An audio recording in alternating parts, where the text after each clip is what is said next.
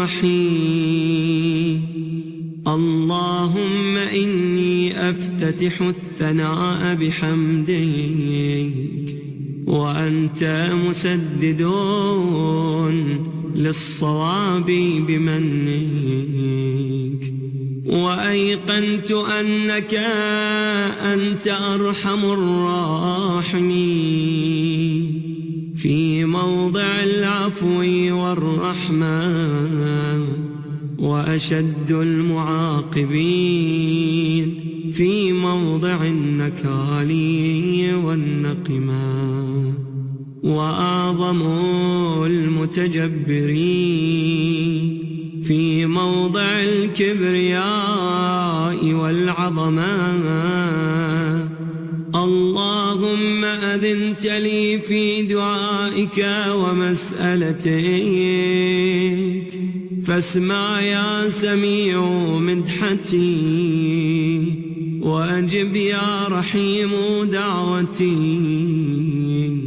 وأقل يا غفور عثرتي.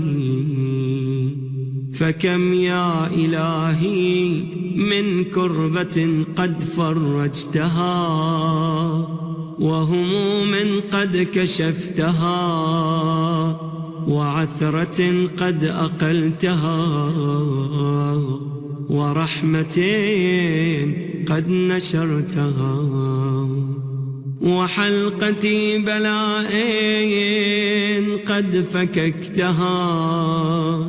الحمد لله الذي لم يتخذ صاحبة ولا ولدا، ولم يكن له شريك في الملك، ولم يكن له ولي من الذل، وكبره تكبيرا. الحمد لله بجميع محامده كلها، على جميع نعمه كلها.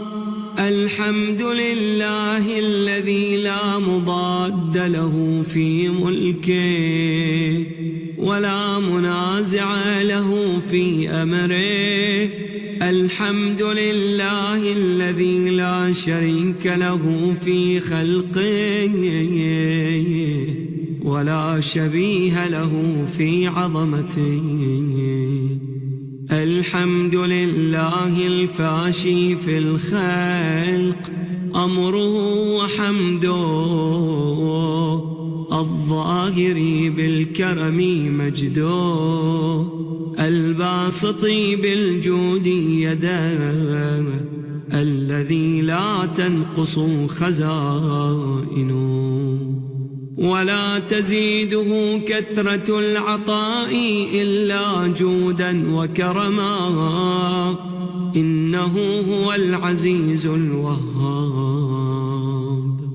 اللهم إني أسألك قليلا من كثير، مع حاجة بي إليه عظيما، وغناك عنه قديم، وهو عندي كثير، وهو عليك سهل يسير. اللهم إن عفوك عن ذنبي، وتجاوزك عن خطيئتي، وصفحك عن ظلمي، وسترك على قبيح عملي، وحلمك عن كثير جرمي، عندما كان من خطئي وعمدي. أطمعني في أن أسألك ما لا أستوجبه منك، الذي رزقتني من رحمتك، وأريتني من قدرتك، وعرفتني من إجابتك، فصرت أدعوك آمنا، وأسألك مستأنسا، لا خائفا ولا وجلا، مدلا عليك فيما قصدت فيه إليك. فإن أبطأ عني عتبت بجهلي عليك، ولعل الذي أبطأ عني هو خير لي لعلمك بعاقبة الأمور. فلم أر مولا كريما أصبر على عبد لئيم منك علي يا رب. إنك تدعوني فأولي عنك، وتتحبب إلي فأتبغض إليك، وتتودد إلي فلا أقبل منك، كأن لي التطول عليك، فلم يمنعك ذلك من الرحمة لي والإحسان إلي والتفضل علي بجودك وكرمك. فارحم عبدك الجاهل وجد عليه بفضل إحسانك، إنك جواد كريم. الحمد لله مالك الملك مجري الفلك مسخر الرياح فالق الإصباح ديان الدين رب العالمين. الحمد لله على حلمه بعد علمه، والحمد لله على عفوه بعد قدرته، والحمد لله على طول أناته في غضبه، وهو قادر على ما يريد. الحمد لله خالق الخلق باسط الرزق فالق الإصباح ذي الجلال والإكرام والفضل والإنعام، الذي بعد فلا يرى وقرب فشهد النجوى، تبارك وتعالى. الحمد لله الذي ليس له منازع يعادله، ولا شبيه يشاكله، ولا ظهير يعاضده. قهر بعزته الأعزاء وتواضع لعظمته العظماء، فبلغ بقدرته ما يشاء. الحمد لله الذي يجيبني حين أناديه، ويستر علي كل عورة وأنا أعصيه، ويعظم النعمة علي فلا أجازي. فكم من موهبة هنيئة قد أعطاني، وعظيمة مخوفة قد كفاني، وبهجة مونقة قد أراني. فأثني عليه حامدا وأذكره مسبحا. الحمد لله الذي لا يهتك حجابه، ولا يغلق بابه، ولا يرد سائله، ولا يخيب آمله. الحمد لله الذي يؤمن الخائفين وينجي الصالحين، ويرفع المستضعفين، ويضع المستكبرين، ويهلك ملوكا ويستخلف آخرين. والحمد لله قاصم الجبارين مبير الظالمين مدرك الهاربين نكال الظالمين صريخ المستصرخين موضع حاجات الطالبين معتمد المؤمنين الحمد لله الذي من خشيته ترعد السماء وسكانها وترجف الأرض وعمارها وتموج البحار ومن يسبح في غمراتها. الحمد لله الذي هدانا لهذا وما كنا لنهتدي لولا أن هدانا الله. الحمد لله الذي يخلق ولم يخلق ويرزق ولا يرزق ويطعم ولا يطعم ويميت الأحياء ويحيي الموتى وهو حي لا يموت بيده الخير وهو على كل شيء قدير. اللهم صل على محمد عبدك ورسولك وأمينك وصفيك وحبيبك وخيرتك من خلقك وحافظ سرك ومبلغ رسالاتك أفضل وأحسن وأجمل وأكمل وأزكى وأنمى وأطيب وأطهر وأسنى وأكثر ما صليت وباركت وترحمت وتحننت وسلمت على أحد من عبادك وأنبيائك ورسلك وصفوتك وأهل الكرامة عليك من خلقك.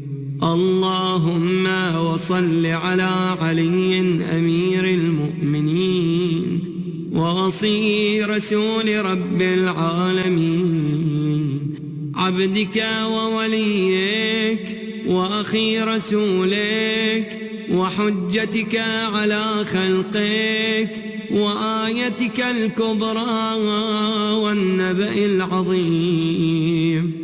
وصل على الصديقة الطاهرة فاطمة سيدة نساء العالمين.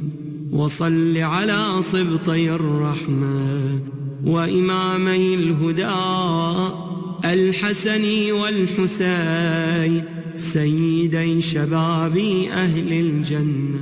وصل على أئمة المسلمين علي بن الحسين ومحمد بن علي وجعفر بن محمد وموسى بن جعفر وعلي بن موسى ومحمد بن علي وعلي بن محمد والحسن بن علي والخلف الهادي المهدي حججك على عبادك وأمنائك في بلادك صلاة كثيرة دائمة.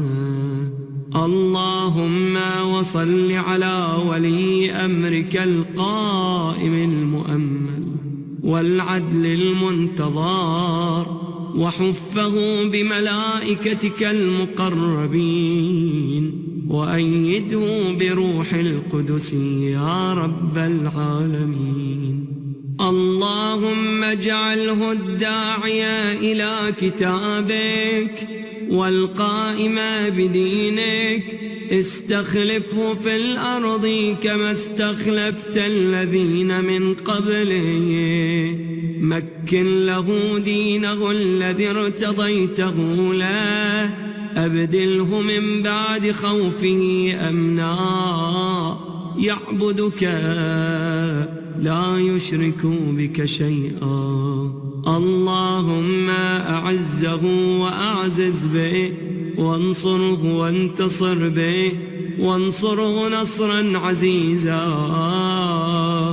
وافتح له فتحا يسيرا واجعل له من لدنك سلطانا نصيرا. اللهم أظهر به دينك وسنة نبيك حتى لا يستخفي بشيء من الحق مخافة أحد من الخلق. اللهم إنا نرغب إليك في دولة كريمة تعز بها الإسلام وأهله وتذل بها النفاق وأهله، وتجعلنا فيها من الدعاة إلى طاعتك والقادة إلى سبيلك، وترزقنا بها كرامة الدنيا والآخرة. اللهم ما عرفتنا من الحق فحملناه، وما قصرنا عنه فبلغناه. اللهم المم به شعثنا، واشعب به صدعنا، وارتق به فتقنا، وكثر به قلتنا، وأعزز به ذلتنا، وأغن به عائلنا، واقض به عن مغرمنا، واجبر به فقرنا، وسد به خلتنا، ويسر به عسرنا، وبيض به وجوهنا، وفك به أسرنا، وأنجح به طلبتنا، وأنجز به مواعيدنا، واستجب به دعوتنا، وأعطنا به سؤلنا، وبلغنا به من الدنيا والآخرة آمالنا، وأعطنا به فوق رغبتنا يا خير المسؤولين وأوسع المعطين. اشف به صدورنا، وأذهب به غيظ قلوبنا، واهدنا به لما اختلف فيه من الحق بإذنك، إنك تهدي من تشاء إلى صراط مستقيم. وانصرنا به على عدوك وعدونا إله الحق آمين. اللهم إنا نشكو إليك فقد نبينا صلواتك عليه وآله، وغيبة ولينا، وكثرة عدونا، وقلة عددنا، وشدة الفتن بنا، وتظاهر الزمان علينا. فصل على محمد وآله، وأعنا على ذلك بفتح منك تعجله، وبضر تكشفه، ونصر تعزه، وسلطان حق تظهره، ورحمة منك تجللناها، وعافية منك تلبسناها برحمتك يا أرحم الراحمين. صل على محمد وآله الطاهرين.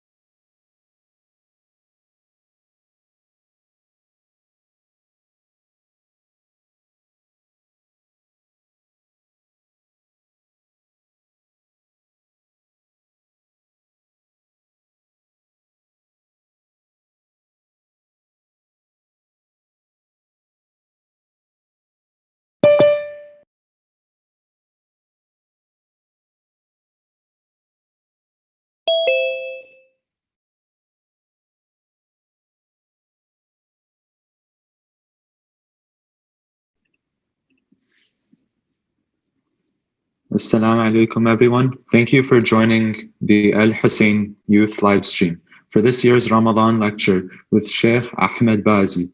A few notes before we begin. We kindly ask you to subscribe to our YouTube channel, Hussain Youth, as well as follow us on our Instagram page at Hussain Youth to stay up to date on all our latest events. We finally ask you to log into your YouTube account and use the chat to ask questions ahead of time as well. We will be having a question session today after the lecture. And with that, please welcome Sheikh Ahmad Bazzi with a loud salawat. Allahumma salli ala Muhammad wa ali Muhammad.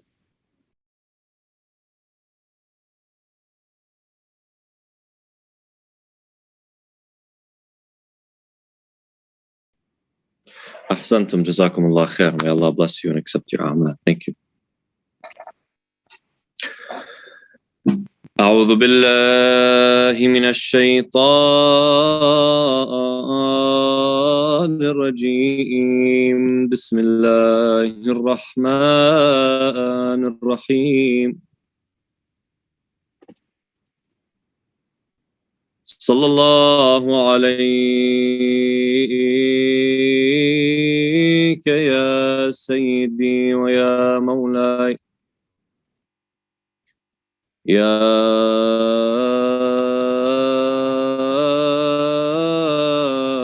رسول الله صلى الله عليك يا حبيب الله. Peace and blessings be upon you, Ya Rasulullah.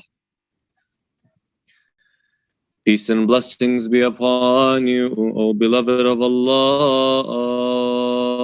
Sallallahu alayk, Ya Mawlay, Ya Amir al-Mu'mineen. Peace and blessings be upon you, Ya Amir al-Mu'mineen. Assalamu alayka ya Amin Allah fi ardih wa hujjatuhu ala ibadih. Peace and blessings be upon you, Ya Amir al-Mu'mineen. O you who Allah chose to be the trust of His on this earth, the one that this earth, this universe was entrusted to, and the one that this religion was entrusted to, and the one who was the proof of Allah on His creation.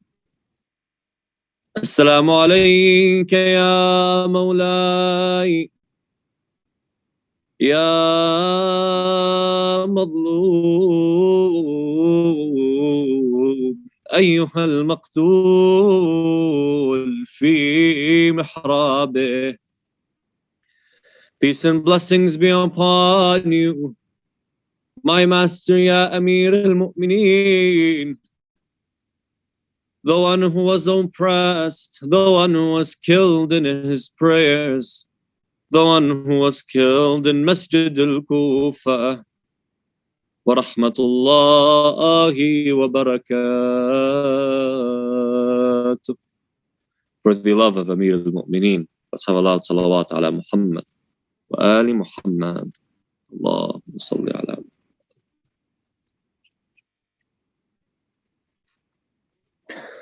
I begin by sending my condolences for Amir al-Mu'mineen alayhi salam, to Sahib al-Asri wa Zaman, and to you, my brothers and sisters, for these nights that are coming up are the last nights of Amir al-Mu'mineen alayhi salam's life. The nights where Amir al-Mu'mineen alayhi salam was with his family, the nights where Amir al-Mu'mineen alayhi salam battled for his life, the nights where Amir al-Mu'mineen alayhi salam was battling the pain of the wound on his head and the burning of the poison running through his veins. Naam, it was the night. Yes, it was the night where Amir al-Mu'mineen alayhi salam was with his family, with some of the Shia, after a long life of oppression, after a long life of suffering that Amir al-Mu'mineen alayhi salam had to endure. Finally, he was on his way to meet Allah subhanahu wa ta'ala, but in which way? After fighting 3 civil wars in his 5 years or so of Khilafah, after enduring years and years of his word, his presence being put aside, ignored, after his right was taken away, after all of the sacrifices that he made for Islam, and nothing in repayment from the people that he sacrificed for, i.e. the Muslimin, rather the opposite from them, Imam Ali alayhi salam was getting ready to meet his Lord. And it's in those final moments, my brothers and sisters, whether they may be minutes, hours, days, it's in those final moments that a person shows their true colors, who they truly are, shows if they are putting a facade, if they're putting a face, if they are hiding behind an identity. It shows in those last moments who they really are. Because death has no friends. Death doesn't care who you are, doesn't care how rich you are, doesn't care how poor you are, doesn't care about the facade, doesn't care about the identity that you are hiding behind, the illusion, doesn't care about any of those things. Death is death. And it will come to you and me and whoever it is, and doesn't ask permission. So in those final moments, people show their true colors. And they show their true colors by what they say and how they act. Similarly, a person who is confident about who they are and knows who they are, not hiding behind a facade, very clear and straightforward. In those final moments, they will reiterate their life goal. In one way or another, one form of another, not directly, indirectly. Because it's these final moments that they have, and they know that there's no more moments after, and time runs out here. And so what they dedicated their lives to, they will bring back in that moment, reiterate it, or ask for it. They dedicated their lives for their children, they'll ask for their children. If they dedicated their lives for money, maybe they'll ask about their money, but they know that it's not going to really help them, so they'll probably turn to something else. If they dedicated their lives for religion, then that's what they will speak of in their last moments. Amir al-Mu'mineen alayhi salam, we know what he dedicated his life for. To this religion, to the people, to humanity as a whole. And so we ask, Ya Amir al-Mu'mineen, if you dedicated your life to the Mu'mineen, to the Muslimin, to humanity, and we are human beings, we are Muslimin, inshallah, we are Mu'mineen, what is it that you were trying to tell us in your last moments, Ya Ali bin Abi Talib? What is it that you are trying to sit us down and tell us, listen, I'm leaving. I have just a few more words to tell you that I'm going to leave you with. And hopefully these words will guide you. Haven't you been guiding us all throughout your life, Ya Ali? Yes. But I'm going to leave you with the things, the most important things that you need. So I want to ask you, what do you think Imam Ali alayhi salam speaks to us, tells us before he dies, in his last moments, in his wasiyyah and his will? What does he entrust with us? Does he entrust with us how to pray? Does he entrust with us how to fast? Does he entrust with us the ahkam? Does he go over the ahkam, the rulings once again? Does he entrust with us history tells us of the people of the past? Does he entrust with us the future in terms of him relative to him? So it tells us of the future that's coming. Does he entrust us with these things that me and you find interesting? And as in, let's be real with ourselves right now, let's be honest. If I told you there's a sermon where Amir al-Mu'mineen alayhi salam is talking about community building, mathalan, or building of the self, tahdhib al-nafs, self-discipline. And Amir al-Mu'mineen, in another sermon, is speaking about what is to happen in the future. What would you be more inclined to listen to or read? There's no one here that's going to tell me I'm going to listen to the one or read the one about self-discipline. Everyone is going to be inclined towards the one that's speaking of the future. Everyone's going to be inclined towards maybe speaking of the things that happened in the past or the events of the past. The vast majority will be inclined towards things that interest them, not things that interest what they must be doing with themselves in terms of self-discipline or community building, these things. Amir al-Mu'mineen alayhi salam, in his last moments, speaks about things that we ourselves need, not necessarily what we want. For what you need is obviously more important, but it's not necessarily what you desire or what I desire. Amir al-Mu'mineen alayhi salam speaks about what we need. And so me and you are going to read what Amir al-Mu'mineen was trying to tell us. What he begins with, speaking to Imam al-Hussain and Imam al-Hussain, which we ourselves can apply. And then he transitions to speaking to the mu'mineen, and he actually says, Man balaghahu kitabi. Whoever this letter or this wasiyah, this will reaches. So me and you. So understand right now, my brothers and sisters, that you are sitting with Ali ibn Abi Talib. This is what me and you are going to do. He's speaking to us. Man balaghahu kitabi. Whoever this kitab, whoever this letter, this will reaches. So right now you are sitting with Ali ibn Abi Talib. He's in his home in Kufa. He's laying down. His head, there's a cloth over his head. He's bleeding from his head. His face is yellow. He's laying down and he's speaking to you. Hassan, Hussain, Ali, Fatima, Zahra, Zainab, whoever you are. Inshallah, I'm from those that Amir al-Mu'mineen speaks to. And I'm honored with that. We're going to see what Amir al-Mu'mineen alayhi salam had to say to you. And to me, to everyone. Sallallahu ala Muhammad wa ala Muhammad. Allahumma salli ala Muhammad. He says, Bismillah ar-Rahman ar-Rahim. First off, speaking to Imam al-Hassan and Imam al-Hussain. He says, Usikuma bitaqwa Allah. First, he says, I entrust with you, or I leave you, or I enjoin, I command you, O Hassan, O Hussain, to have taqwa Allah. Jameel. Before we move on,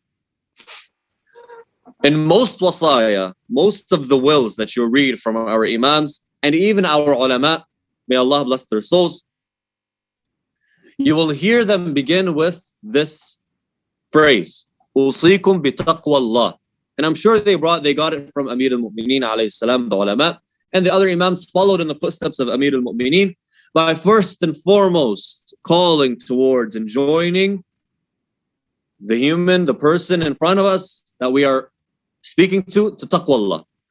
Allah subhanahu wa ta'ala also commands us to enjoin, to call for taqwa Allah. For in khutbah al-Jumu'ah, one of the wajib, one of the obligatory things that the Sheikh or the person reciting Salat al-Jumu'ah, doing Salat al-Jumu'ah in their first sermon, they should call for taqwa Allah.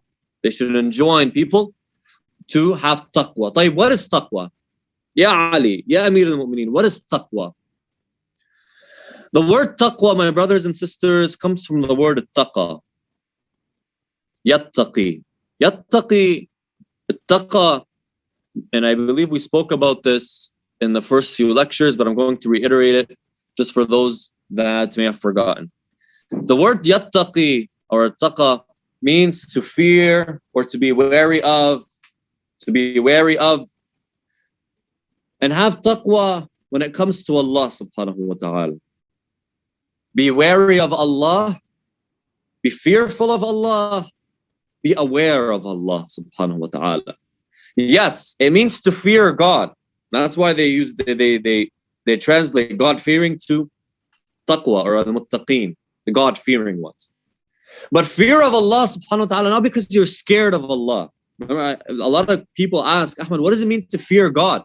Why are we told to fear Allah subhanahu wa ta'ala? Is God this, this monster that we should be fearing? What is this thing that I should fear about God? Am I not supposed to love God?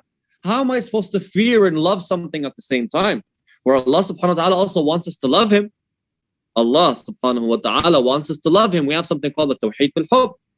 Tawheed fil hubb is that Allah subhanahu wa ta'ala is the only one that we should love. And our love for human beings or things around us should come from the love that we have for God. Like, how do I love and fear at the same time? How does that work? The answer is the fear that we are talking about, the fear that we are speaking about is not fear in the negative sense.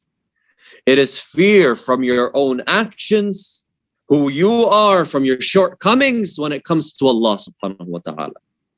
As in, Allah ta'ala is not going to punish me if I don't do anything wrong.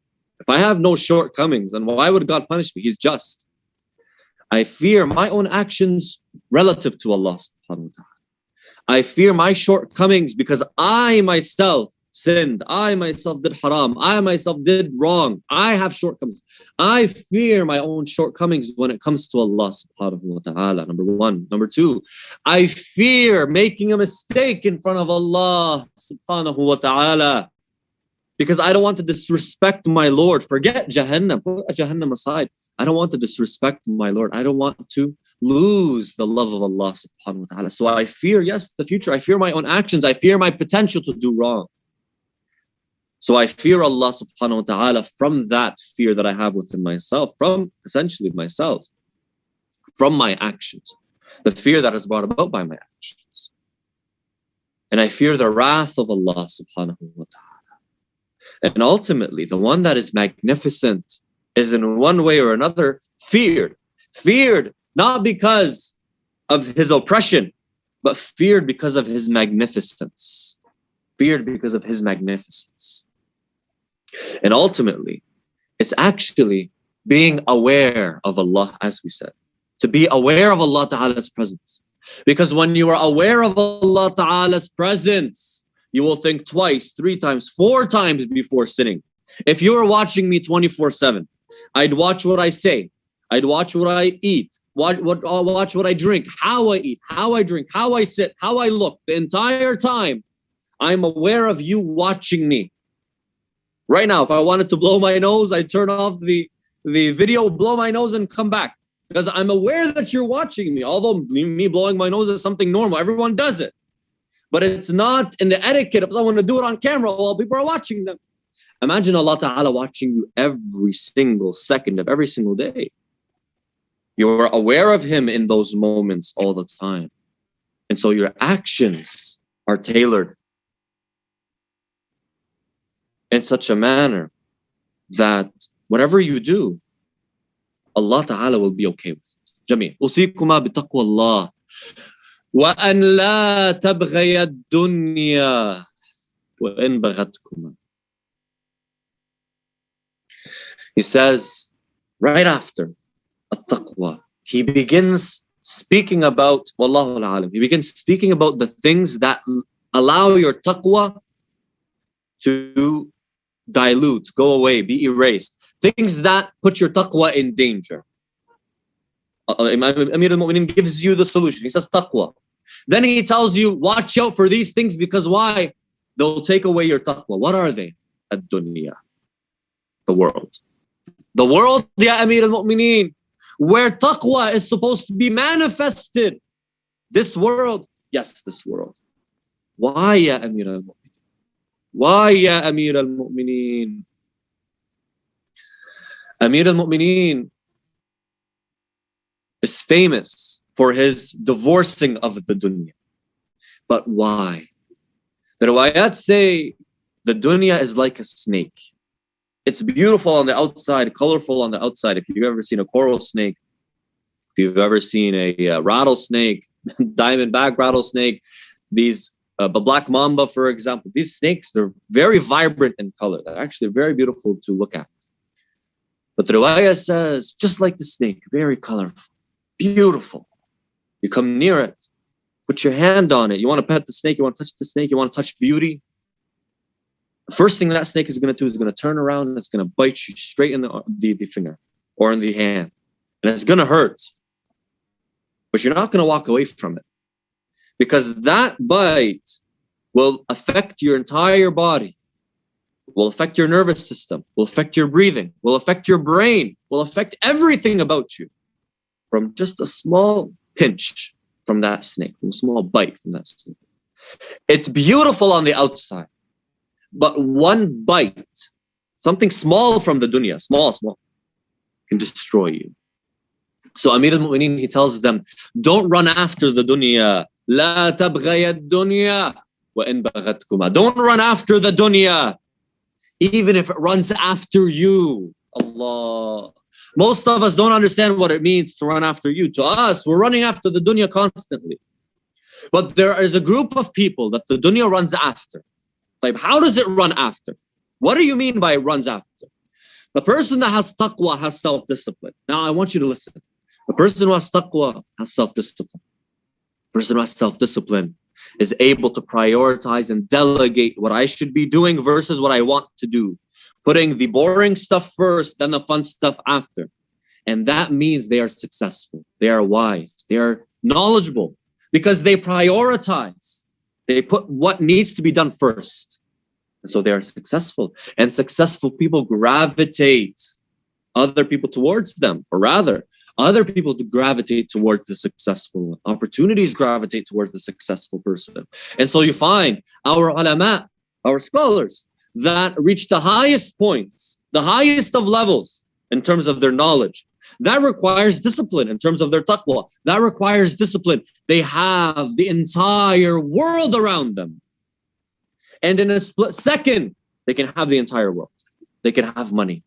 They can have family. They can have cars. They can have political power. They can have influence. Whatever it is that they want, they can have. Because the dunya now is in their hands. Although they've been running away from it their entire lives. Don't run after the dunya. Don't desire the dunya. Even if it desires you, even if it comes and presents itself to you. You are in the West. You are in Canada. You go outside right now, you can do from the mosque to your house. If you're driving from the mosque to your house, you can do every single sin in a span of half an hour. Every single sin there is to think of, span of half an hour. Wal-'ayadh billah, drinking alcohol, walk into a bar, it's right there across the street. You want to buy drugs? Very simple today's day and age. Right now, weed is halal in Canada. Weed is legalized in Canada. Wal-'ayadh billah, women or the opposite gender. There's no hijab, there's nothing of that nature here whatsoever. And it's all open and the telephones and the internet is all up in front of you. The dunya is presenting itself to you. Billboards are there, advertisements are there, TV, music, everything is there. It's presenting itself to you. Don't run after it. Even if it runs after you, ya Hassan, ya Hussain. Jamil. وَلَا تَأْسَفَ عَلَى شَيْءٍ مِّنْهَا زُوِيَ عَنْكُمَا. I wish everyone, myself included, Ahmad Bazzi, can implement this one. And don't become sad. Don't become hurt by something that you lost from it. If Allah Ta'ala takes it away from you. This one, it's home. It's home for a lot of people. Because let me tell you something. You guys are teenagers. Some of you are still teenagers. You're not going to get it the way you want it. Trust me. And if you do, it's not going to be exactly how you imagined it. You want to become a doctor? Become a doctor. Become a doctor. If this is what you want, mathalan, for example, you want to become a doctor. You went to med school after 99% of the people that tried failed. You got in. You were the 1%. Very good. You think that going to med school and becoming a doctor is going to make you a lot of money and you're going to live happily. Wait until you get the 12-hour shifts.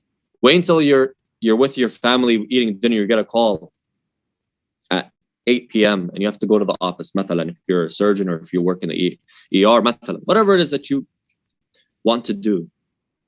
If you want it, you may not get it. And if you get it, it's not going to be the way that you want it. For with every sweet thing in this world, everything that's sweet, there's an element of bitterness. And if you or me don't train ourselves to not be sad, to not become toxic when the dunya doesn't present itself the way that we want, this world will be such a depressing place for us. Such a depressing place. Let me tell you a story of this person that I know, or I got into. This individual, is a control freak, what we call a control freak. And today we're going to take a little longer because it's Majlis Amir al-Mu'minin. So just bear with us. This person is a control freak. Control freak يعني شو؟ يعني he wants everything in a specific manner. Everything has to be done in a specific way. Everything is organized to exactly to the inch. His room, his car, his house, everything is to the way that he wants it, because he's in control of those things. If you go into his room, مثلا, if you go into his house, مثلا, and you take his shoes and you put it in another place from where he designated a spot for, that will be an issue until you put it back. It's exactly where it was. Not OCD, but just a control freak. This person, when he goes out into the real world, when he tries to open a business, he sees that not everything is in his control. Rather, most things are not, especially in the world of business. This person, I'll tell you from my experience, is a very toxic individual. Very toxic. And their toxicity radiates to people around them to the point where people don't want to even be around him because of the toxicity that he has, because he can't control everything. And when things don't go his way, he throws a fit. When things don't go his way, he becomes toxic. He becomes toxic. He frowns. He gets mad. He becomes snappy. He pushes people away from him because he hasn't mastered this. وَلَا تَأْسَفَ عَلَى شَيْءٍ مِّنْهَا زُوِيَ عَنْهُ. Don't feel sad for something that has been taken away. Why? Because there's a wisdom behind Allah Ta'ala taking a ni'mah, a blessing from you. It could be a punishment. It could be a disease in disguise. That woman that you wanted to marry, that man that you wanted to marry, and they were taken away from you, or they rejected you, or something happened and it didn't work out. That business opportunity, that program at the college or the university, that car, whatever it is. It could have been a disease while you thought it was something perfect. And human beings are the worst at pointing to and understanding and seeing perfection. Understanding perfection. We think this is perfect. This car is perfect. This business opportunity is perfect. This woman is perfect. We are the worst at understanding perfection. And so 9 times out of 10, what we think is perfect is not perfect at all. And it's probably the worst thing for us. Allah Ta'ala is perfection. He understands perfection. So he sees perfection for what it truly is. And so he will bring you perfection when it's the time for perfection. And you may not be ready for perfection. You may not be ready for perfection. Allah Ta'ala might be pushing away hardship and pain. Bala. He may be teaching you a lesson. He may be teaching you a lesson. Ahmad, you're running after this, knowing it's haram. I'm going to take it away from you in the worst of ways to punish you, to teach you a lesson, so that you don't run after something that's haram. If Allah Ta'ala leaves me to do haram, I'm happy. I'm making money. Allah subhanahu wa ta'ala, he threw me away. It's as if the malaika are laughing at me. It's as if Allah Ta'ala's blessed servants in the skies are looking down and laughing at me. Look at this guy. He's having fun. He's making money. He married this woman that is not good for him. She married this man that's not good for her. And Allah subhanahu wa ta'ala allowed it to happen because he's forsaken this individual. And this person is living a lie, living an illusion, not knowing what's going to come in a year's time, 2 years' time, of the hardship and pain that he himself or her herself, this person put himself through. If Allah Ta'ala takes something away from you, sit yourself down and say, why did Allah Ta'ala take it away from me? What are the positives of me not having this thing? That positive mindset is very important. That positive mindset and trusting Allah. It's not about just being positive. Oh, be positive all the time. Whether you're a theist or an atheist, whether you're Muslim or non-Muslim, be positive all the time and you're going to be happy. No. Trust in Allah Ta'ala's plan for whatever was taken away from you. If you're a mu'min and you do good and you want what's good for you and your relationship with Allah, it's best for you, inshallah ta'ala. وَقُولَا بِالْحَقِّ وَاعْمَلَا لِلْأَجْرِ. and say the truth and act so that you may be rewarded later. So that you may be rewarded later. وَكُونَ لِلظَّالِمِ خَصْمًا وَلِلْمَظْلُومِ عَوْنًا. And we will continue on with what Amir al-Mu'mineen alayhi salam said tomorrow bi'awnillah ta'ala, because there's a lot and we can delve into it a lot and we can analyze a lot. But my brothers and sisters, this is not just for us to waste some time before iftar so we can get ready for A'mal Laylatul Qadr. No. Take what I said, my brothers and sisters, and think about it. Please think about what I said. And no, this is not me saying astaghfirullah. Ahmad Bazzi is a nobody in front of Ali bin Abi Talib. Take what Ali bin Abi Talib alayhi salam said and think about it. I beg you. Wallah, my brothers and sisters, I want to tell you something. And I want to say this for everyone that's going to watch this video in the future. Allah Ta'ala has blessed this nobody to stand in front of you and speak. I'm passionate about what I believe in. I'm passionate not because, wallah, I study it. I'm passionate because I know and have experienced. I've experienced these little things here. Having something taken away from me. I experienced it. Let me tell you of my experience. As a brother, not as a sheikh. Put aside sheikh. I'm your brother. Wallahi, I swear by Allah, these words are the truth. And anybody that has experienced some hardship in life will tell you that these words, if they were implemented, I would have had such a better time going through the hardship that I went through. Because you're going to go through hardship. You will. Don't think that you're ever going to get out of this dunya squeaky clean with no pain, no hardship, no bala. You're going to go through it. If you have a great time now, that's just because your parents are shielding you from the world. Wait. Just wait. This world, this dunya, it doesn't open its arms for you to hug you. It opens its arms for you to crush you. Take from the opportunities of the dunya. Benefit from it. But don't let it hug you. Don't let it hug you. Because if it hugs you, it will crush you. It's not loving. It's not loving. Take the words of Amir al-Mu'mineen so that you can benefit from the dunya. Yes, benefit. And benefit others with this dunya. As Amir al-Mu'mineen will tell us how and what to do. But don't get so close and trust it. In the riwayat, we are told the one who has amal, hope in the dunya, will be crushed, will be destroyed. I'm paraphrasing. Will be destroyed by this dunya. Whoever puts his amal, his hope in the dunya, the dunya, the world will dash his hopes, her hopes. This is how the world is. And this is why Amir al-Mu'mineen alayhi salam said these words. And that is how Amir al-Mu'mineen alayhi salam introduced the idea of death to us. People, I'm leaving this dunya, don't put your hopes in it. For it is capable of dashing the hopes of anyone who puts its hope in it. And I believe that's what Imam Hussain alayhi salam said on the day of Ashura. Naam. Amir al-Mu'mineen alayhi salam, he welcomes the akhirah by leaving the dunya, by leaving it. And it is said on this blessed night, Amir al-Mu'mineen alayhi salam, he was in the house of either Sayyidah Zainab or Kulthum alayhi salam. He was having his iftar.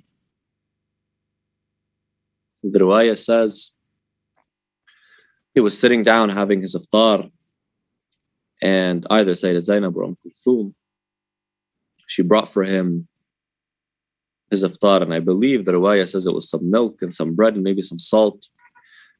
She didn't bring a lot. In our culture, we have feasts. Ali bin Abi Talib maybe has 2 or 3 or 4 different things. When he saw that he had 3 or 4 different things around him, he said to her, and again, because I'm fasting, I'm paraphrasing everything, He said to her, when did you know me to eat something or to eat so many things for iftar? Take one thing. I don't want my hisab in front of Allah subhanahu wa ta'ala to be long and prolonged. And I believe that's what he said. When do you know me to eat so much? When do you know me to have variety? I'm a simple man. Let me eat just 2 things, not so much variety. It's as if he's telling, I'm meeting Allah Ta'ala. Let these last moments be the way I've been. I don't want to change things up at the last moments. Riwayah says, he eats his iftar, he does his ibadah, he prays, he asks Allah, he does dua, supplicates, and he goes back to sleep. Or he goes to sleep, rather. He wakes up, and it is said through the night, Amir al-Mu'mineen alayhi salam would go outside. He would look into the stars and say, yes, yes, this is the night. Yes, this is the night that my beloved Rasulullah has promised me. La hawla wa la quwwata illa billah. He remembers Allah. This is the night. This is the night that Rasulullah promised me. He would go inside. When he got up for Fajr, he got himself ready to leave the house. The riwayah says, as he left the room and went into the courtyard, there were some geese that Imam al-Hassan alayhi salam had in the courtyard. Some geese, huh? When they saw Amir al-Mu'mineen leaving towards the masjid, they began flapping their wings and screaming at Amir al-Mu'mineen. It's as if they were telling him, Ya Ali, Ya Ali, Ya Ali, don't go. Ya Ali, don't leave us. After you, who do we have, Ya Amir al-Mu'mineen? Amir al-Mu'mineen alayhi salam looks at them and says, those are screams,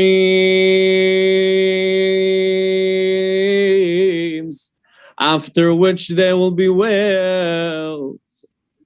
He goes towards the door. He tries to open the door. The riwayah says some of his clothing gets caught into the door, not allowing him to leave. He gets his clothing out of the door and says, اشدد حيازمك للموت فإن الموت لاقيك ولا تجزع من الموت إن حل بواديك. He says, get yourself ready for death. If it comes near you, there's no running from death. If it comes to your home, it's as if the entire universe was standing in the way of Ali ibn Abi Talib to go to Masjid al-Kufa that day. Amir al-Mu'mineen goes to Masjid al-Kufa. He enters the masjid.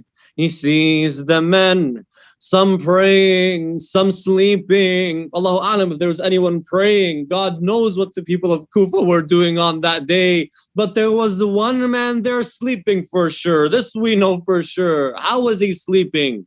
He was sleeping on his stomach. Amir al-Mu'mineen approaches the man. Who was the man? It was Abdul Rahman ibn Muljam. He approaches the man. He wakes him up. He looks at him and he says, this is the sleep of Satan. As in sleeping on your stomach is the sleep of Satan, shaitan. This is the sleep of Satan. And I know what you're hiding underneath your stomach, underneath your clothing. It's as if he tells him, Ya Abdul Rahman, I know what you're going to do. At my last moments with you, before you kill me, I'm trying to advise you. I'm trying to tell you what's best for you, Ya Abdul Rahman. And I know what you're planning. So rethink what you're about to do. Amir al-Mu'mineen alayhi salam, after he wakes Abdul Rahman up and some of the other people in the masjid up for Fajr, it said he goes up to either the minaret or the front of the masjid to do adhan. He puts his hands in his ears and begins doing adhan. The riwayah says the people woke up to the sound, the voice of Amir al-Mu'mineen alayhi salam. Then Amir al-Mu'mineen stands in his prayer place. Ajarakumullah. He says, Allahu Akbar. Everyone around him, behind him, says Allahu Akbar. They begin their salat. Amir al-Mu'mineen alayhi salam begins reciting in a loud voice. It's Salat al-Fajr. He recites in a loud voice. His voice rings through Masjid al-Kufa. Everyone can hear the beautiful voice of Amir al-Mu'mineen alayhi salam. But there was one person not focused on the words of Ali, Abdul Rahman, who was amongst those in the line. It is said Amir al-Mu'mineen recites. He goes down into ruku'. Subhana Rabbiyal Azim wa bihamdih. Abdul Rahman gets himself ready. Amir al-Mu'mineen continues his salat until he goes into one of his sujood in the salat. The riwayah says when Abdul Rahman sees his opportunity, he goes behind one of the pillars of the masjid. As Amir al-Mu'mineen is coming out from his sujood, Abdul Rahman comes from behind Amir al-Mu'mineen and he screams, in al-hukmu illa lillah.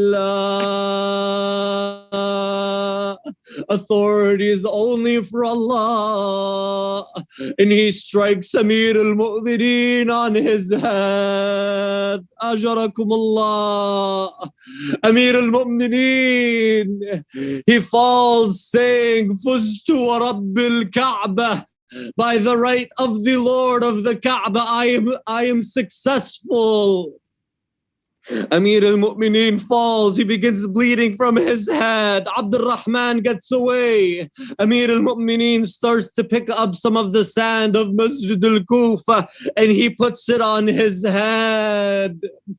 All of the sudden it's heard in the skies the voice of Jibreel saying, تهدمت والله أركان الهدى وانفصمت والله العروة الوثقى قتل علي المرتضى. By the right of Allah, the pillars of guidance have been shattered. Ali alayhi salam has been killed. Ali alayhi salam has been murdered. Imam al-Hassan continues the prayer.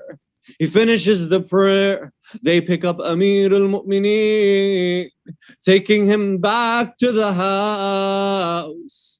Amir al-Mu'mineen, the one who carried the door of Khaybar, is now being carried by the men.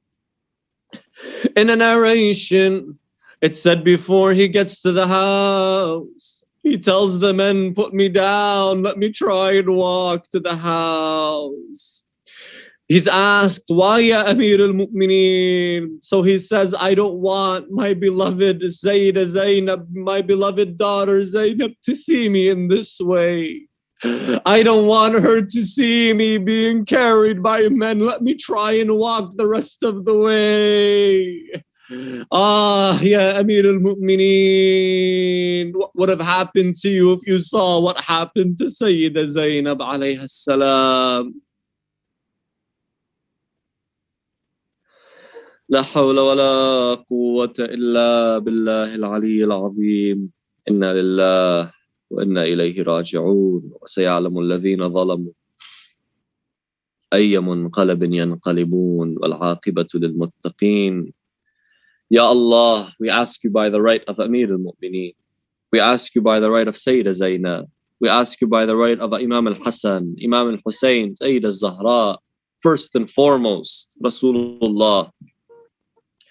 We ask you by the right of our imams to accept this majlis from us, to accept our a'mal, to forgive us for our sins, to accept our fasting, to make us from those who benefit, who implement the words of Amir al-Mu'mineen, to make us from those who support Amir al-Mu'mineen and his son, Sahib al-Asr wal-Zaman, to make us from the closest supporters, closest companions of Sahib al-Amri wal-Zaman, to make us from those who support Shia Islam in the path of Ali ibn Abi Talib alayhi salam.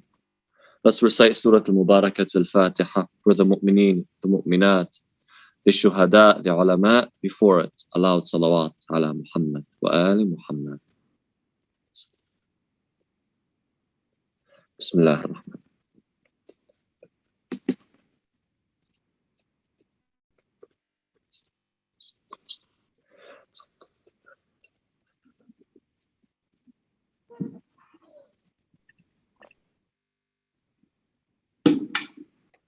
Thank you, Sheikh Ahmad Bazzi, for the wonderful lecture. We are now opening the floor for questions. Please enter them in the YouTube chat. As I can see, some of them have already been entered as well. And now I will begin reading them out.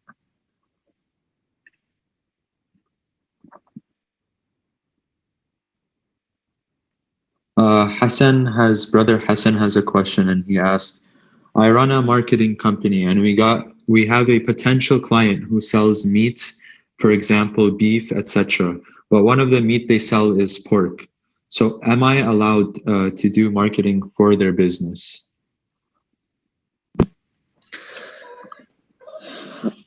أعوذ بالله من الشيطان الرجيم. بسم الله الرحمن الرحيم.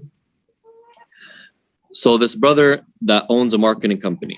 So just as a very quick explanation to the logic, a marketing company essentially facilitates businesses to sell to customers. They facilitate the acquisition of customers in one way or another. So for a business to acquire customers to buy their product or to do business with them, a lot of them use marketing companies to get the name out, to get the brand out, etc., etc. So let's say we flipped the script a little bit and we said that the company, Brother Hassan, that you are promoting sells alcohol, مثلا, or sells wine, or wal-'iyadh billah is a club, promotes indecency, etc., etc. And I think you can fill in the blanks with some of the other things that I would give as examples. Would you yourself want to market for them? You tell me no. Absolutely not. Tell you why. You tell me because if they're marketing مثلا for drugs, for weed consumption مثلا, I disagree with that and I think it's detriment to society. Or if they're a club مثلا, I feel embarrassed to market for someone that is doing something so degrading. I'll tell you, okay, then what's the difference between the haram that happens in selling wine مثلا and the haram that happens in selling pork, right? So this is something you should not be doing. Even, let me tell you, be very straightforward. Even if you find a fatwa that says it's halal, let me go with you on that. Let's just say, just hypothetically, there's a fatwa that says it's halal. Why do it? You're marketing something that's haram, and that's the consumption of pork. And again, there's a discussion between ulama. The person who's a non-Muslim, are they allowed to be doing haram? Are they do the ahkam, the rules, the commands of Allah, do they pertain to them or no? This is a discussion. We call it taklif al-kafir bil-furu'. Hal al-kafir mukallaf bil-furu'. It's a discussion between the ulama. Aside from that discussion, even if it was to be halal, why facilitate that? And I'm not saying that there's anybody that says it's halal, but even if you found one person somewhere that says it's halal, let me go with that. Why do it? There's no need for that whatsoever. So I tell you not to do it, Habib. Okay? Thank you for the response, Sheikh. And another question, I believe, from Hassan again. He says it's a similar question. For this question, is it okay for a cashier to do the checkout for someone if some of the things, as we said, that they are buying may happen to be pork or unhalal meat, for example? So again, I would answer it in the same way. But I would begin by saying selling here, there's an actual act of selling that's happening. Selling haram meat, selling pork specifically is haram. Even if the seller is not consuming it. Yani I'm a Muslim and I'm selling haram meat. Okay? Or I'm selling pork, مثلا. It's haram for me to sell it, even if the money's not coming to me. But I'm the one that's facilitating the selling action. Now, even if you find a marja, someone says it's halal, don't get into that field. Don't put yourself in that situation where later on you find out your money is haram, potentially. Okay? So I'm telling you, brother, just because let's just say you went on Google and you found some online marja somewhere that says no, it's halal. I'll tell you, don't even put yourself in that situation. Let the internal akhlaq, let the internal ethics when it comes to our religion dictate what we should put our money in and what we should not. Because these are all risky endeavors. Even if you have a marja that says it's halal, it's a risky endeavor. Even that marja, if you sit with him, tell him, hey, it's halal, should I do it? He'll tell you no. Because it's a risky endeavor. Because even if he says it's halal, some other maraja will say it's haram. Why put yourself in that situation and why bring in potentially haram money into your home? Okay? For the next question, Sheikh, someone asked, would listening to classical music be considered haram? Good question. When it comes to music, my brothers and sisters, I need you to pay attention. When it comes to music, any music, wherever you find it, whether it's on Facebook or Instagram or on a religious network in your house, wherever you find it, it all goes back to one rule. Even if I was playing it from my phone, Sheikh Ahmad Bazzi was playing music from his phone. Just because Sheikh Ahmad Bazzi is playing it doesn't mean it's halal. It has to go back to this one rule. Is the music that you're listening to suitable for haram entertainment gatherings or not? Like, what's a haram entertainment gathering? Let me give you an example. Is that music suitable for a club, suitable for a party, suitable for a get-together where haram happens, mathalan, and people play that music? Is it simple, relaxing music that is not found in these types of gatherings? Or is it pop and rap and in today's world? What is it? What kind of music is it? If it is the type that is suitable for these haram entertainment gatherings or entertainment gatherings, then it's haram to be listened to. It's haram to listen to. Wherever you find it, even if you find it on Sayyid Sistani's website. Okay, let's just say, just for argument's sake, you found it on the Marja''s website himself. Does it fall under this rule? Yes or no? Why am I saying this? Is it logical that Sayyid Sistani will put haram music on his website? No. But why I'm stressing on this point? Because a lot of people will say, oh, my Sheikh Flan put it, or Sayyid Flan put it in some village somewhere in Lebanon or somewhere in Iraq, they put it in the masjid. It doesn't matter. All of that means nothing. Actually, if you go online, at one point I read this. The formal Iranian news network, I think it's called Al-Alam or something like that. I was reading once a mas'ala, and one of the scholars in Iran, he said, yes, the Iranian newscast, and this person's from the government, in the government of Iran. He said, yes, the Iranian newscast goes back to Iran. Iran is an Islamic state or Islamic country. But you should still ask yourself, does it fall under this rule or no? Even though the news network is going back to Iran, which is Islamic, which is in one way or another run by ulama or some scholars at the very least, some people that studied some hawza, at the very least, they are in the government. طيب, do they know the ahkam? I'm sure they do. Yeah, they do. But even in that case, ask yourself, don't just depend on what they say. Ask yourself, does it or is it suitable for haram entertainment gatherings? Yes or no? If yes, don't listen to it, even if the whole world is listening to it. If no, you're allowed to listen to it. Okay? So just because it's classical music, it does not make it halal in itself. It has to fall under that rule.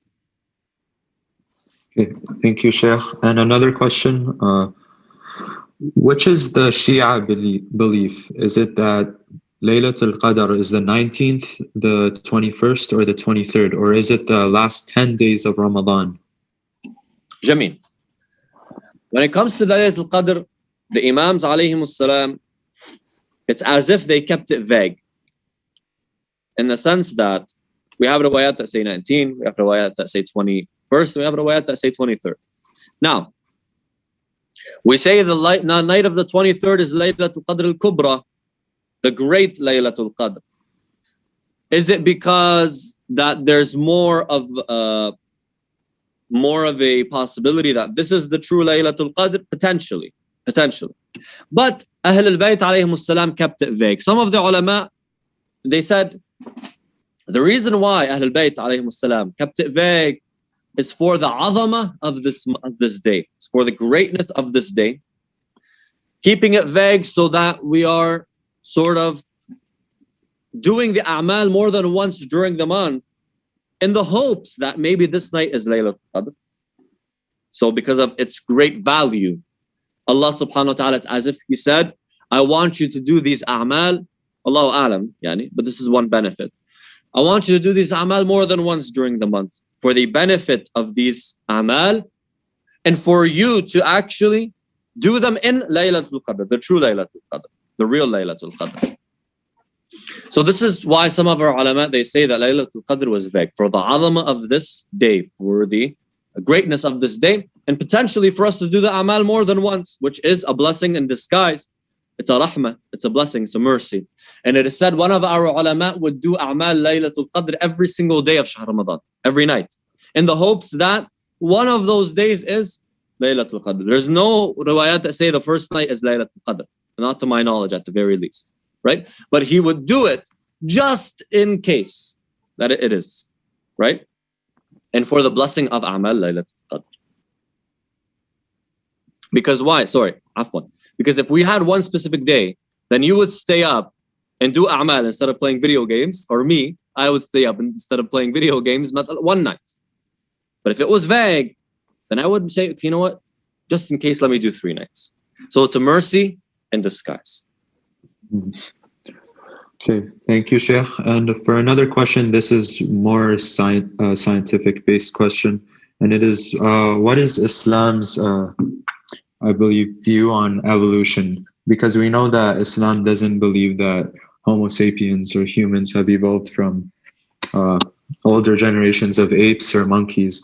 However, is there any ties to, let's say, adaptational evolution where an animal or a creature can change because of the environment or the weather, the temperature, etc.?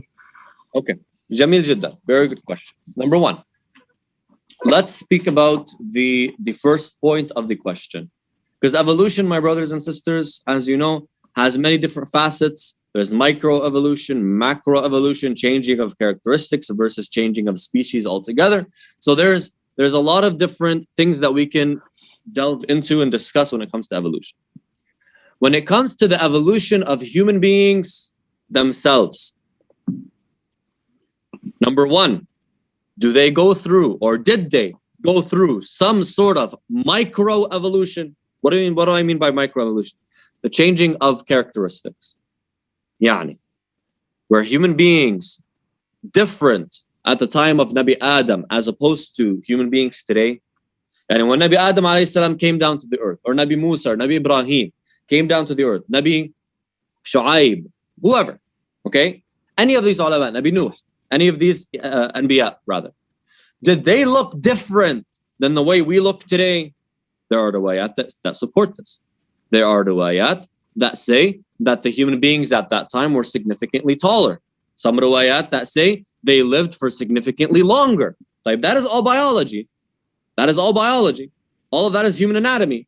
Like, why were they larger? What were the characteristics of the environment? What were the characteristics of the air? What was the oxygen level at that time that made them grow in this manner? What was the nutrients that they were consuming that made them grow in this manner? What caused them to live for so long? Why is human expectancy today in the 80s or 70s? But Nabi Nuh alayhi salam lived until he was maybe more than 900, even 1,000 years of age. Like, why? Allah Ta'ala in the Quran, He says, He says that Nabi Nuh alayhi salam stayed with his qawm, I believe 950 years or so. There's discussion around the meaning of the ayah. I'm not going to get into it. Regardless. But more than 900 years at the very least, for sure. Whether it was 1,000, 950, 1,050, whatever. Okay? But there's more than 900 years there. Which human being lives for more than 900 years? So there's a change in characteristics. You tell me that was only them. That was only them, alayhim assalam. Hey, if it was only the Anbiya, let's just say. Only the Anbiya had these characteristics. They were taller and bigger than normal human beings. I'll tell you, okay, no problem. But there was something that happened in their biology that created them in this manner.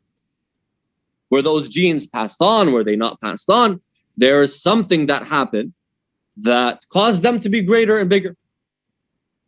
Okay, so does microevolution have a place? Potentially, yes. Changing of characteristics. Jameel. Does macroevolution, changing of species, happen to human beings? Yani, did human beings start off as apes, then went through different stages, then became the Neanderthals, and then became human beings, Homo sapiens? I'm not really sure how the transition works, if the Neanderthals are in line with human progression or they are a separate branch. Regardless, whatever. Did this happen where there was some sort of ancient ape species that we evolved from? Absolutely not. Absolutely not. And the Quran itself, before anything else, refutes this idea, where it clearly states that Nabi Adam alayhi salam had no mother and no father. And the basis of evolution is that two species come together. They create an offspring. And through the process of natural selection, that offspring will have some sort of mutation that allows that offspring to live on according to the environment, and the former species to die out, the species by which they came from yet. But ultimately, the basis of evolution is by two individuals of one specific species coming together and giving birth. If Adam had no mother and father, then there was nothing before him. Then there was no evolution.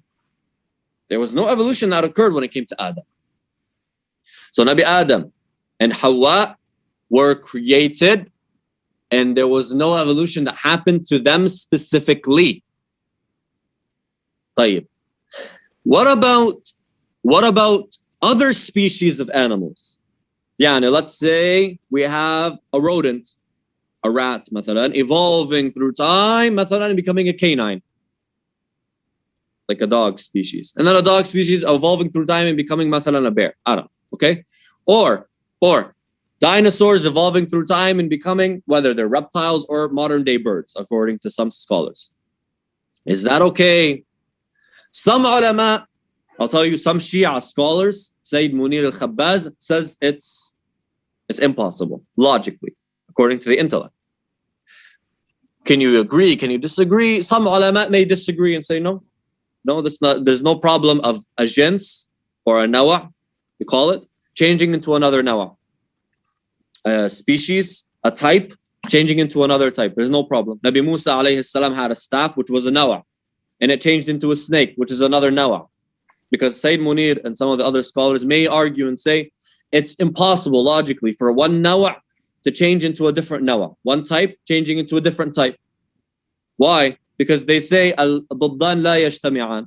Two opposite things, two different things will not come together in one. We argue back and we say, or some ulama may argue back and say, who said they were coming into one? Who said they were coming into one? Rather, there's a transition. They're transitioning from one thing to another over a long period of time. There should be no problem in that. The same way that your car transitions into a hump of metal, right? Rusted metal. Yesterday was a car, today is just a heap of metal. There's a transition over time. Similarly, we have examples of things transitioning, and no one came and said aqlan. Logically, it makes no sense. Like the example that I gave. The staff of Moses transitioning from one type, which was wood, to another type altogether, which is an animal. Similar is, mathalan, the turning of water, I believe with Nabi Musa alayhi salam, turning of water into blood.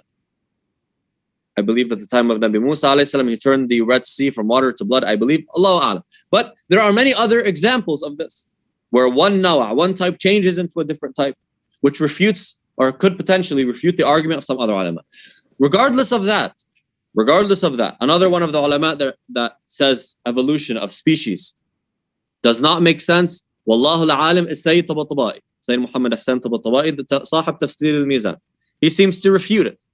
Other ulama may say no. It's okay, and there's no problem aqlan, logically, with it.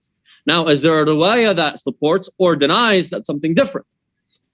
But from the research that I've done, the ulama, Sayyid Munir al-Khabbas specifically, when he refutes the idea, he doesn't bring a riwayah.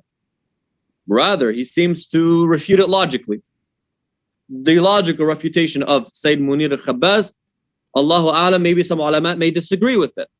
I'm giving you what some of the ulama are saying. I'm not forget what I say. I don't have an opinion here because I'm no one to give an opinion. But the issue of evolution, in all cases, doesn't cause us a problem. Evolution is not an issue for us. Just when it comes to human beings evolving from primates, that is what we have a problem with, and it's very clear. Sarih al-Quran is against this idea, and Sarih al-Riwayat, what is clear from the Riwayat, is against this idea altogether.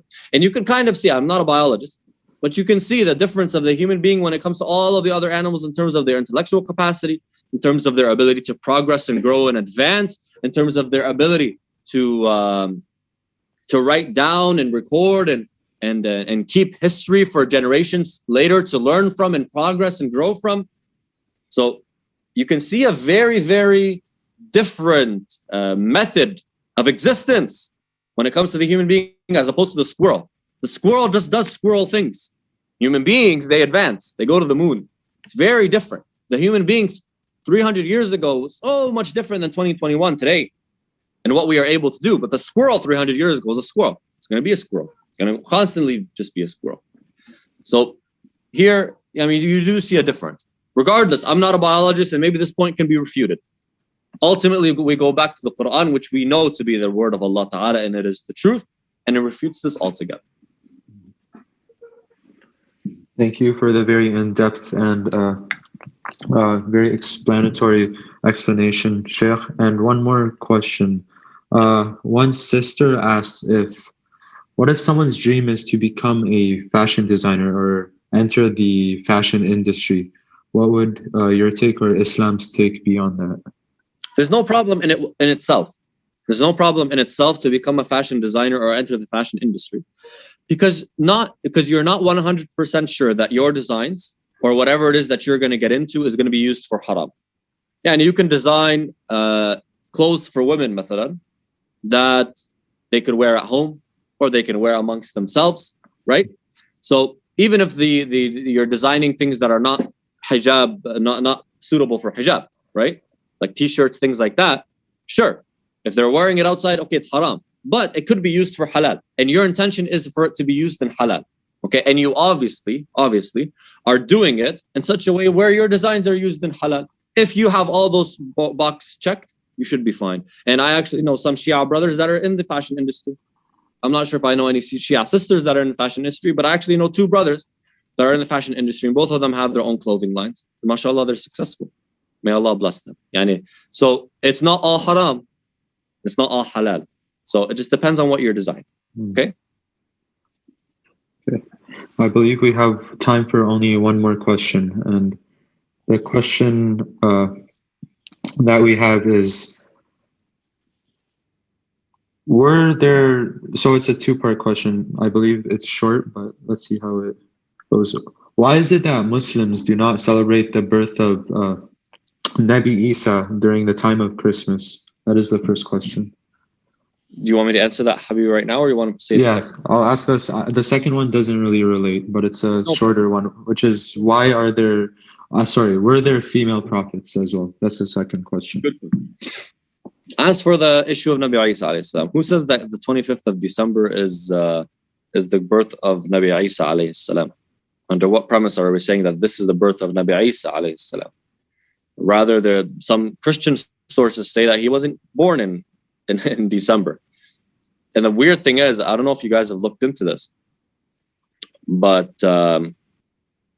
what are the odds that the three major religions, Christianity, Judaism, and I believe it's Hinduism or Sikhism, one of the two, I forget, they all support or they all celebrate their blessed holidays 3 days in a row.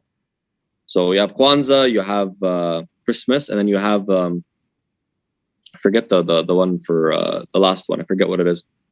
I'll remember it. But the three major holidays for these three major religions are right after each other, or at least in the same month, if not in the same week, if not right after each other. That's not actually the day where Nabi Isa alayhi salam was born. Okay, Nabi Isa alayhi salam was born maybe sometime in the spring. Okay, in our religion, Nabi Isa alayhi salam was born in accordance to the Islamic calendar. I forget the day exactly. I believe it's in Rabi' al-Awwal. I can probably search it right now while the brother is asking the question. But we actually have a specific day for the birth of Nabi Isa alayhi salam. Now, why don't we celebrate it? Well, we don't put Christmas trees out, right? But I mean, I can ask, why don't we celebrate the birthday of Ali al-Akbar alayhi salam? You know, or why don't we celebrate the birth of Nabi Musa alayhi salam? Right? I mean, if you wanted to celebrate the birth of all of 124,000 prophets, I think you're going to have to buy a lot of cake, right? 124,000 prophets. There are probably like 60 different prophets born on the same day, every single day of every single year. So there's a day. If you want to celebrate it, go ahead. I don't think we're going to do anything in the mosque for it. Maybe we do. But sometimes for even the birth of Imam al-Baqir or Imam al-Sadiq or Imam al-Askari alayhi salam, we don't do something like a celebration, although we should.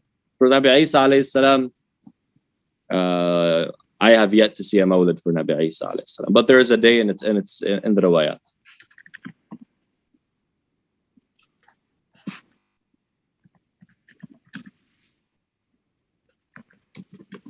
What's the second part of the question, Habibi? And the second question, Sheikh, is were there any female prophets? Were there any female prophets? We are certain that there were female individuals that aided the message itself, like Sayyida Maryam alayhi salam, like Asya bint Muzahim, who was the wife of Fir'aun, like who else? Sayyida Khadija alayhi salam, these blessed individuals. Now, were there female prophets? I have yet to see a riwayah that says there is, but is there something that says there isn't? And is there a riwayah out there that says there isn't a female prophet? I have yet to see that. Is there a problem in having a female prophet? I cannot find a reason to say that there is a problem in having female prophets. Are there some ulama that speculate that there may be? Yes, there are some ulama that speculate that they may be. Do we have some signs that indicate that there may be? Some, maybe. For example, I'll give you an example. I'm from a village in Lebanon called Bint Jbal. And in my village, Bint Jbal, we have a saha, we have an open area, a court, an open area, a square in the city, or an area in the city called Sahat al-Nabiyyi. Sahat al-Nabiyyi is the court or the area of al-Nabiyyah, the prophet, but the woman prophet, Sahat al-Nabiyyah. Now, some say that no, the word Nabiyyah just is speaking about a very pious woman. Some will speculate and say no, that there was a female prophet in that place, or that used to live in that area. God knows what the reason for it being called Sahat al-Nabiyyi is. But from my very limited research, unless there's a riwayah that says kulluhum rijal, all of the prophets or men, there's no reason for us to say that a woman could not be a prophet. And there's no problem in that. I mean, Sayyidah Zahra alayhi salam was not an imam nor a prophet, but without her, the religion would not stand on its 2 feet. So what's the difference, Yana? Again, I'm not saying that there is or isn't. I'm just saying I haven't seen anything, and I'm an ignorant person. Okay. That concludes our session, and we want to thank Sheikh Ahmad Bazzi for enlightening us, and thank you to everyone for listening. Don't forget to follow us on Instagram and subscribe to us on YouTube. Finally, a quick reminder to join the live stream at 6:40 p.m. where we have dua iftitah. And with that, we look forward to seeing all of you at tomorrow's session. Thank you. Wassalam.